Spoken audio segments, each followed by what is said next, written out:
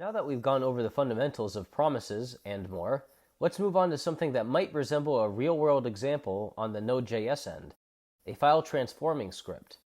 In this session, we'll make a script that transforms a number of files asynchronously using promises. There will be a couple of array functions mixed in as well, which we'll cover in more detail in a future session, but I'll briefly describe them in the course of this session as well. We'll actually be starting from scratch this time. Open your terminal or command prompt and create a new project with npm init. Call it File Transformer, or really anything you want.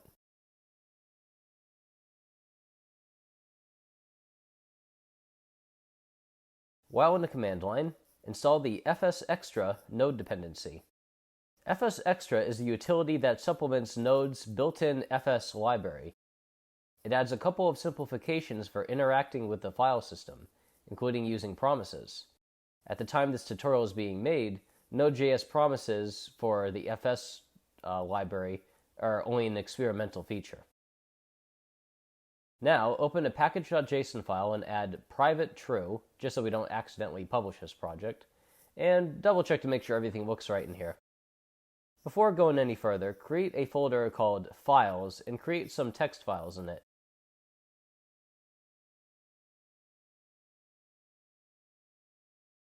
It's up to you whether you want to put something in them other than nothing. I'll just add a little text for now.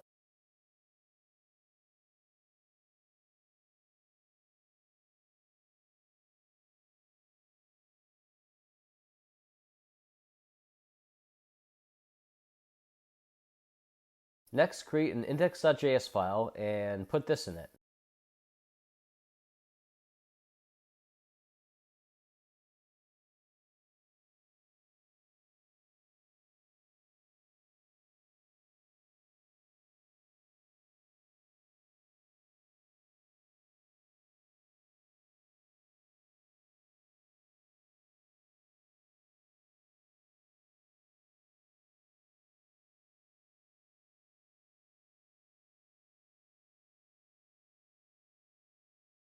Run the Node script to make sure this works.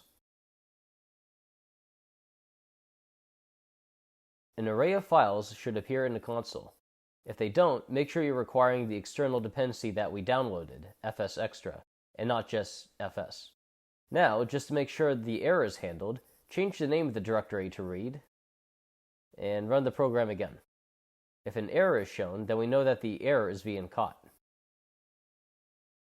Back to the script. What we want to do is read each file and place the current date and time at the top of every file in this directory. If we are adding this to the end, we could use the file system's append function. But for the sake of making an excuse to use 2 operations per file, I'm making it more difficult. Create a function for handling this.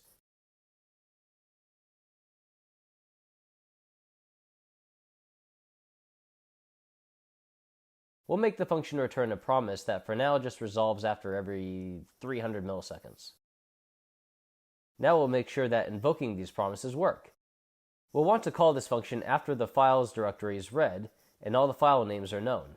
As far as calling it for each file, we could make a recursive function or stick everything in an array reduce function to make all the promises run sequentially.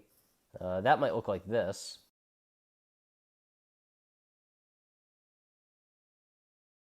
The reduce function was used at least once before in this series, and we'll explain it in greater detail in a future session. Basically, this code is creating a promise for every file name that will be created once the promise before it resolves. But this is pretty complicated, and it's not even efficient. When this script is run, every single file promise is resolved one at a time. With a 300 millisecond delay, that means it'll take about a second to finish. But if we put all of these in a promise.all call, it should go a lot faster. This time, we're using the map function with the promise.all call. The map function will call the function specified for every element in the array, and use whatever the inner function returns as a new element in a new array. So it's turning every file name string into a promise that uses the file name as an argument. Now if we run this in the console, we can see that every promise resolves around the same time, and the script overall is 3 times faster than before. Let's add a promise fulfillment handler that will get called after every file is written.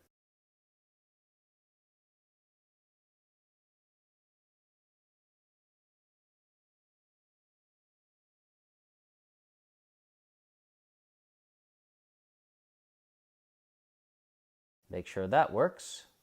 Good. Just to recap what's going on here, the fs.readDar function reads the files folder and immediately returns a promise. When that promise resolves with all the files inside the folder, we call the addDateToFile function for every file.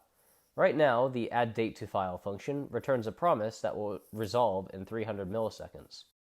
We put the results of the addDateToFile function, that is the pending promises, into an array, and then pass that array into the promise.all call.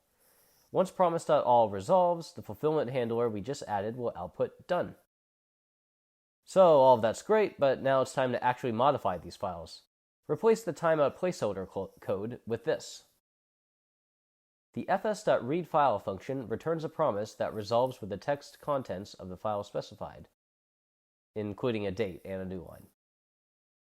We then chain the fs.writeFile function to that and add a date to the top of the file.